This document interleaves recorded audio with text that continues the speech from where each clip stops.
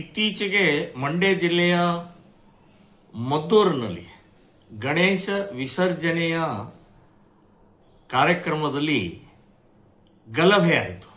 Muslim ಕಿಡಿಗೇಡಿಗಳಿಂದ ಕಲ್ಲೆಸೆದು ಗಲಾಟೆ ಆಯಿತು. ಕಾಂಗ್ರೆಸ್ಸು ಮತ್ತೊಮ್ಮೆ ಹಿಂದೂ ವಿರೋಧಿ ಅನ್ನುವಂಥದ್ದು ಸಾಬೀತು ಮಾಡಿದೆ.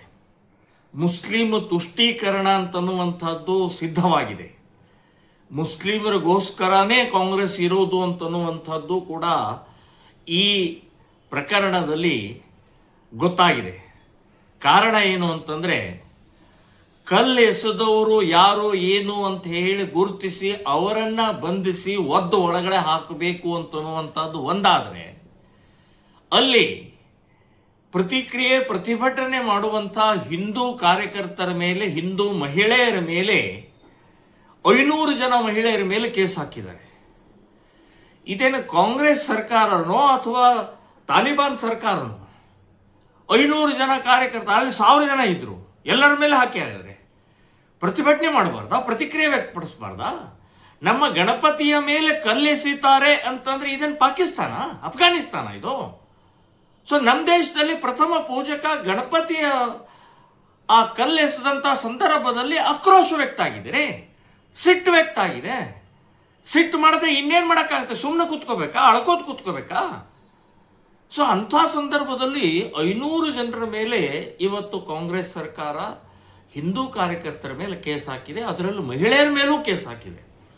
ಮಹಿಳೆಯರ ಮೇಲೂ ಲಾಠಿ ಚಾರ್ಜ್ ಮಾಡಿದ್ದಾರೆ. ಮಹಿಳೆಯರ ಮೇಲೆ ಮಹಿಳಾ ಪೊಲೀಸರು ಬಂಧನ ಮಾಡಬೇಕು ಅಥವಾ ಲಾಠಿ ಚಾರ್ಜ್ ಮಾಡುವಂಥ ಹಕ್ಕಿದೆ. ಆದರೆ ಇವರು ಪುರುಷರ ಪೊಲೀಸರು ಲಾಠಿ ಚಾರ್ಜ್ ಮಾಡಿದ್ದಾರೆ.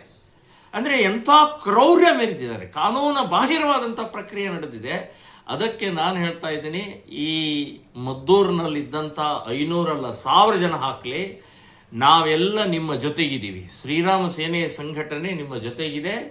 ನಾವು ಒಂದು ವಕೀಲರ ತಂಡ, ಅಡ್ವೊಕೇಟ್ ತಂಡ ತಗೊಂಡು ಬಂದು ಎಲ್ಲರ ಜಾಮೀನನ್ನು, ಎಲ್ಲರಿಗೂ ಕೇಸ ನಿರ್ವಹಿಸುವಂಥ ಪ್ರಕ್ರಿಯೆಯನ್ನು ನಾವು ಮಾಡ್ತೀವಿ.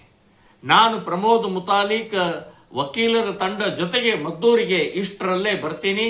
ಸೊ ತಾವು ಯಾವುದಕ್ಕೂ ಈ ರೀತಿಯ ಕೇಸ್ಗೆ, ಲಾಠಿ ಚಾರ್ಜ್ಗೆ ಅಥವಾ ಜೈಲ್ಗೆ ಹೆದರದೆ ಹಿಂದುತ್ವದ ಈ ಕಾರ್ಯವನ್ನು ಮಾಡೋಣ, ಗೂಂಡಾಗಳಿಗೆ ಉತ್ತರ ಕೊಡುವಂಥ ತಾಕತ್ತು ಬೆಳೆಸೋಣ ಅಂತನ್ನುವಂಥದ್ದು ಈ ಸಂದರ್ಭದಲ್ಲಿ ಹೇಳ್ತೀನಿ.